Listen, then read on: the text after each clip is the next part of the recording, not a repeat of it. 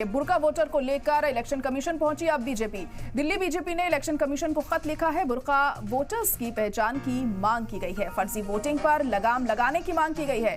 खवातीन एहलकारों की तैनाती यहां पर हो, ये कहा गया है। इलेक्शन कमीशन से ये मांग की गई है कि बुर्का वोटर्स की जो है वो पहचान की जाए। फर्जी वोटिंग पर लगाम लगाने के लिए ये मांग यहां पर की जा रही है। लोकसभा इंतखाबात के मद्देनजर आपको बता दें कि कल छठे मरहले की वोटिंग होनी है और दिल्ली में भी चुनाव है कल, जिसके चलते अब बीजेपी ने इलेक्शन कमीशन से मांग की है कि जो वोटर्स, जो खवातीन बुर्के में आएंगी, उनको पहचाना जाए, उनकी पहचान की जाए, उसके बाद ही उन्हें वोट देने दिया जाए। इनका कहना है कि फर्जी वोटिंग को रोकने के लिए इस तरह का कदम उठाना अहम है।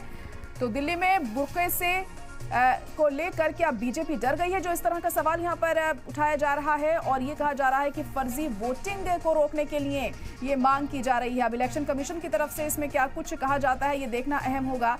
तो तमाम तरह की चीजें यहां पर सामने आ रही हैं। सियासी पारा भी हाई है। इसके बाद जिस तरह से हम देख रहे हैं कि कल छठे मरहले का चुनाव होना है और दिल्ली में भी कल वोटिंग होनी है, तो दिल्ली बीजेपी की तरफ से ये कहा गया है, ये मांग की गई है इलेक्शन कमीशन से कि बुर्के में जो वोटर्स आएंगी, जो खवातीन बुर्के में आएंगी, तो उनकी पहचान पहले की जाए और उसके बाद ही उन्हें वोट देने दिया जाए। खवातीन एहलकारों की तैनाती की बात भी यहाँ पर कही गई है कि जो खवातीन एहलकार होंगी वो उनकी पहचान करेंगी और जब पहचान के बाद वो मुतमईन हो जाएंगी कि हाँ, इसमें किसी तरह का कोई फर्जीवाड़ा नहीं है, उसके बाद ही उन्हें वोट देने दिया जाए। लेकिन सवाल यही है कि आखिर सिर्फ बुर्के वाली खवातीन के साथ ही ऐसा बर्ताव क्यों किया जाएगा। इससे पहले भी हमने देखा था जब चुनाव हुए थे, उस दौरान इस तरह के सवाल उठे थे, इस तरह की बातें सामने आई थी। 5वें मरहले में भी इसी तरह की चीजें हमने देखी थी।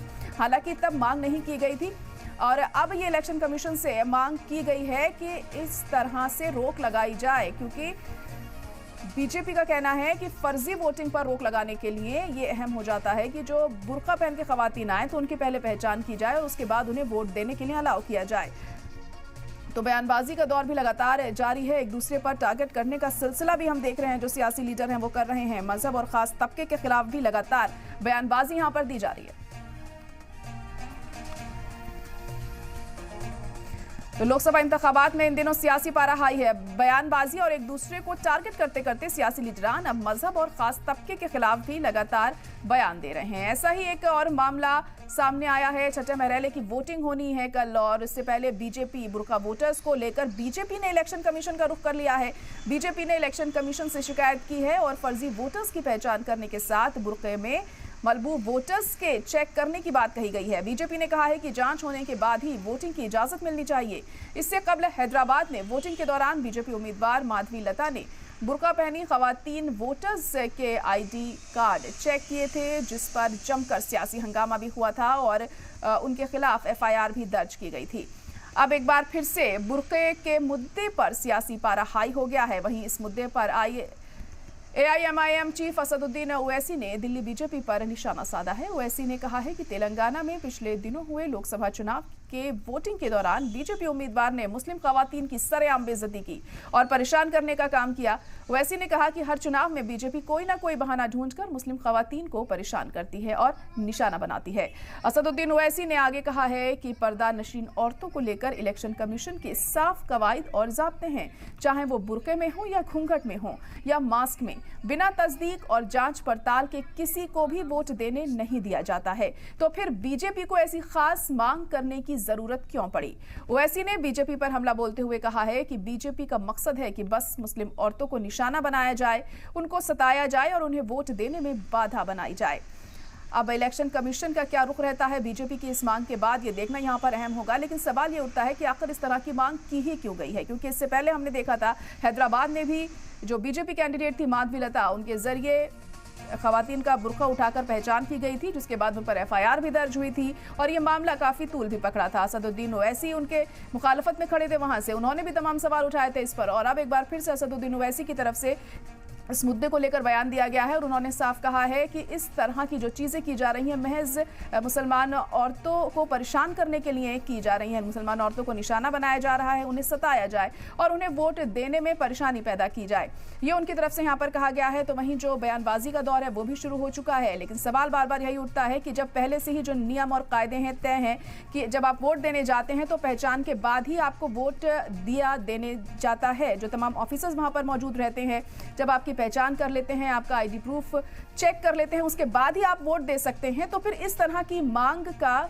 क्या फायदा है और क्यों इस तरह की मांग यहां पर की गई है, ये सवाल उठता हुआ यहां दिखाई दे रहा है। लेकिन अब इलेक्शन कमीशन इस पर क्या करता है, इस पर सबकी नजरें टिकी होंगी, क्योंकि बीजेपी की तरफ से ये मांग की गई है कि खासतौर से जो खवातीन बुर्का पहने हुए उनकी चेकिंग यहां पर की जाए। लेकिन अब देखना होगा आने वाले दिनों में क्या होता है, क्योंकि अभी 2 मरहले बचे हुए हैं चुनावों के। कल छठा मरहला होना है और दिल्ली की 7 सीटों पर कल ही वोटिंग होनी है। और दिल्ली में किस तरीके से क्या अहम कदम उठाए जाते हैं इसको लेकर ये देखना होगा, क्योंकि अब ज़्यादा वक्त नहीं है। इलेक्शन कमीशन का क्या रुख होता है, क्या जवाब देता है इलेक्शन कमीशन, इस पर सबकी नजरें इसी बात पर टिकी होंगी। क्योंकि कहीं ना कहीं सवाल उठना ऐसे में लाजमी है, क्योंकि जब पहले से ही तमाम रूल्स एंड रेगुलेशंस हैं, नियम है कि आखिर जब आप वोट देने जाते हैं तो बिना पहचान पता किए आपको वोट नहीं देने दिया जाता है। तो इस तरह की मांग कहीं ना कहीं बेमायने साबित होती है। और असदुद्दीन ओवैसी ने भी यहाँ पर ये बात वो कहते हुए दिखाई दिए हैं कि महज मुस्लिम खवातीन को परेशान करने के लिए इस तरह की मांग यहाँ पर की गई है, और